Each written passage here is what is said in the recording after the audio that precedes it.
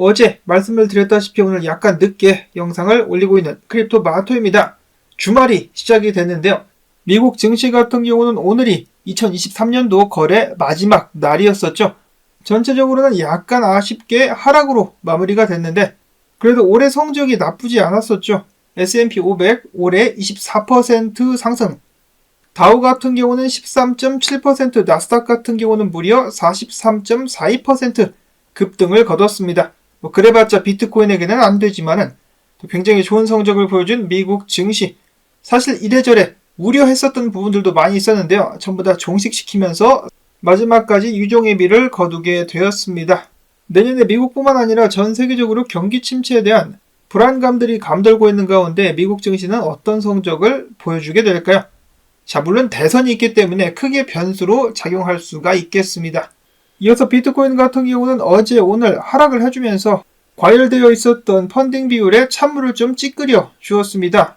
한때 41,000달러 초반까지 하락했었던 비트코인 지금 현재는 42,169달러, 이더리움은 2,307달러 선에서 거래가 진행이 되고 있습니다. 무차별적으로다가 롱을 치고 있었던 투자자들 뚝배기가 엄청 깨졌는데요. 최소 2억 달러 상당의 선물 포지션이 날아갔습니다. 이렇게 청산이 위아래로 많이 터지고 있는데도 불구하고 선물 시장의 규모 같은 경우는 오히려 커지고 있는 걸 봐서 사람들의 탐욕은 정말 끝이 없다라는 것을 다시금 확인을 해볼 수가 있겠습니다. 이어서 비트코인 내년에 있을 가장 중요한 이벤트 중에 하나죠. ETF 관련된 업데이트가 또 나왔습니다.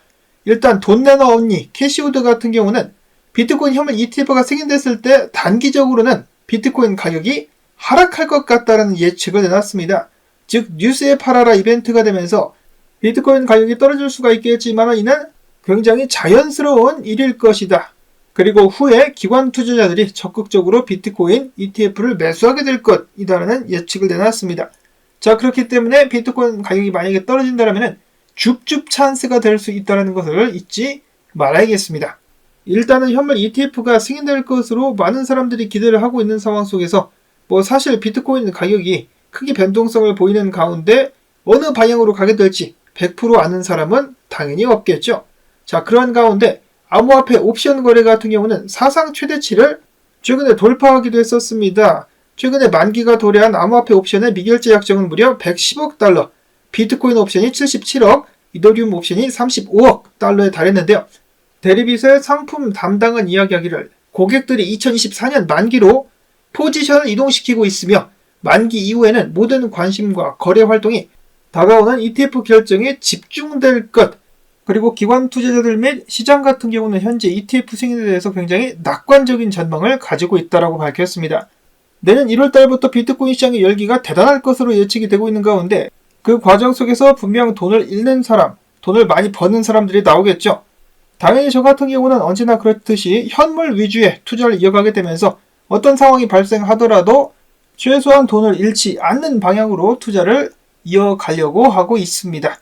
한편 현물 ETF에 관련된 전망은 더욱더 밝아지고 있다는 소식 오늘 나오게 되었는데요. 블랙락이 SEC의 비트코인 ETF에 대한 요구사항을 완벽하게 마무리를 지었다라는 업데이트가 오늘 발표가 된 것인데요. 그러면서 굉장히 황당한 소식이 또 나오기도 했었습니다. 일단 그들이 ETF 관련된 판매 대행사를 선정을 했는데요. 말 그대로 판매 대행사라는 것은 운용사에 현금을 납입하고 투자자에게 ETF를 판매하는 중개기관이라고 볼 수가 있겠습니다. 자, 근데 그들이 선정한 중개기관 두 군데가 어느 곳이냐? 제인스트리트와 JP모건. 기억나시죠? 불과 몇 주 전에 JP모건의 CEO가 상원 청문회에 출석을 해가지고 뭐라고 했습니까? 비트코인 및 암호화폐는 범죄에만 활용되는 기술이며 내가 정부라면 이를 금지하겠다라고 엄포를 놓더니 지들은 기회가 생기자마자 튀어나와가지고 장사로 이 속을 불리겠다라고 이야기를 하고 있습니다. 다들 이런 JP모건의 행태를 보고 위선에 가깝다라고 지적을 하기도 했었으나 그들이 이런 것에 대해서 신경을 쓰겠습니까? 전혀 쓰지 않겠죠. 사람이 어찌 인두값을 쓰고 저런 짓을 할 수 있을까라는 생각이 들기도 하는데 관심 있으신 분들은 이미 아시겠지만은 정의로운 척하는 제이미 다이먼, JP모건의 CEO 같은 경우는 앱스타인 아일랜드에 방문을 했었던 유력한 인물 중에 하나로 지목이 되고 있죠. 아주 더러운 인간이라는 것입니다. 자, 아무튼지 간에 기관의 이런 행태 때문에 그들이 하는 말을 듣지 말고 행동을 주목해야 된다라는 말이 계속해서 중요하게 여겨지고 있는 것이겠죠. 그 외에는 또 다른 ETF 신청사인 위즈덤트리, 그리고 인베스코, 갤럭시 디지털 같은 경우도 제인 스트리트, 그리고 JP모건과 버추어 아메리카 등등을 현물 비트코인 ETF의 AP 지정 판매사로 지정을 했습니다. ETF 승인은 확실히 될 것 같긴 한데 모두가 아는 호재는 호재가 아니다라는 말이 마음에 걸리고 있는 상황. 자, 한편 톰 에머와 워렌 데이비슨, 미국에서 친암호화폐 성향을 가진 두 의원 같은 경우는 게리 겐세이 해임 법안을 공동 발의했다라고 밝혔습니다. 그러면서 게리 겐세이를 비판하기를 겐세이와 SEC 일당들은 실물 경제의 편이 아니라 월가, 금융 권력의 편을 들고 있다라고 비판을 하기도 했었습니다. 근데 SEC가 사실 그런 식으로 월가의 편을 들었었던 적은 하루 이틀 일은 아닙니다. 이전 위원장이었었던 제이 클레이튼 같은 경우도 똑같은 놈이었었죠. 자, 근데 게리 겐세이 같은 경우는 암호화폐를 쥐고 흔들려고 하고 있는 모습을 보여주고 있기 때문에 더욱더 많은 지적과 비판을 받고 있는 것이겠죠. 어쨌거나 암호화폐 시장의 공공의 적인 게리 겐세이. 근데 사실 게리 겐세이의 뚝배기를 깨고 싶으면 바이든부터 꺾어놔야 됩니다. 게리 겐세이의 권력이 그리고 백이 바이든으로부터 나오기 때문이죠. 이어서는 분석 및 동향으로 넘어가 보도록 하겠습니다. 비트코인, 코인베이스 프리미엄은 비트코인 가격 상승에 있어서 굉장히 긍정적인 지표로 여겨지곤 합니다. 기관들이 많이 사용하는 것으로 알려진 코인베이스, 다른 거래소들보다 코인베이스에서 거래가 되고 있는 비트코인 가격이 높다는 것은 그만큼 수요가 높기 때문이다 라고 평가를 할 수가 있겠는데요. 최근에 코인베이스의 프리미엄이 계속해서 상승을 보여주고 있다. 그렇기 때문에 이러한 추세라면 최근 조정에도 불구하고 조만간에 코인베이스가 비트코인의 반등을 이끌 수도 있다 라는 평가가 계속해서 나오고 있습니다. 반면에 비트코인을 열심히 던지고 있는 사람들도 있었으니 그들은 바로 채굴자들. 지난 10월 중순부터 채굴자들이 보유한 비트코인 물량이 12,700개가 감소를 했었으며 그 중에 3,000개가 엊그제 만에 매도가 되었었다라고 합니다. 비트코인 해시레이트 같은 경우는 계속해서 최고치를 경신을 해주면서 긍정적인 모습을 보여주고 있는 가운데 채굴자들 같은 경우는 그와 동시에 매도를 하면서 내년에 어떤 일이 발생하더라도 준비를 하겠다라는 그런 각오를 보여주고 있습니다. 이어서 유명 분석가인 알리 마르티네즈 같은 경우는 내년에 비트코인 반감기로 2025년도까지 비트코인 및 암호화폐 시장의 강세가 계속될 것이다라는 예측을 하면서 라울 파리 형님과 같은 의견을 공유를 했었고요. 잠시 비트코인 단기적으로 봤을 때 불 페넌트가 계속해서 깨지지 않고 이어지고 있습니다. 중간에 하락을 하긴 했지만 패턴이 깨지지 않고 반등을 이어가고 있는 상황. 무로 분석가 같은 경우는 비트코인이 좀 더 큰 폭으로 하락하기 전에 45,000달러를 한번 뚫어줄 것으로 예측을 하고 있었습니다. 이런 식으로다가 가게 될 것이다.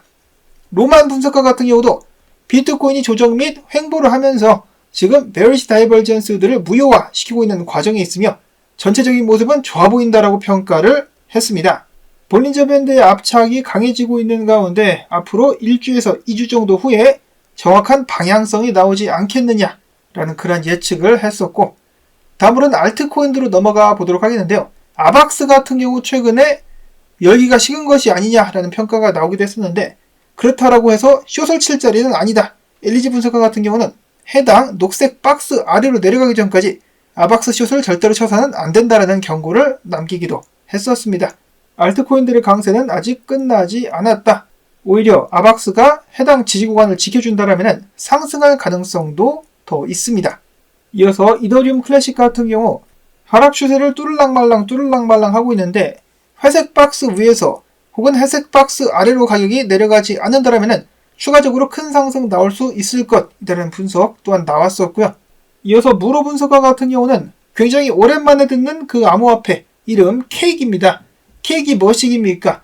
바이낸스 생태계의 유니스왑이라고 볼 수가 있겠죠. 케이크 역시 지금 자리를 잘 지켜주게 된다면 최근에 BNB 반등을 했는데 추가적인 가격 상승 나올 수 있을 것이다라는 분석 있었습니다. 그 다음으로는 BRC20.com 코인이 출시가 되고 나서 그닥 성적이 좋지만은 않은 그런 모습을 보여주었었는데요. 이번에 150만 달러 투자를 유치를 하기도 했었다라고 합니다. 또 다른 BRC20 코인인 올디나 사치에 비해서 그닥 성적이 좋지 않지만은 지금부터 시작일 수가 있겠다.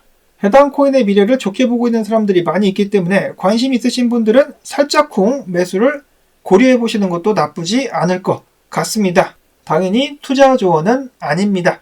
마지막으로는 FTX에 관련된 업데이트. FTX가 미국 법원에 암호화폐 청구액을 파산 당시 가격으로 추징을 해야 된다라고 요청을 해가지고 논란이 되고 있습니다.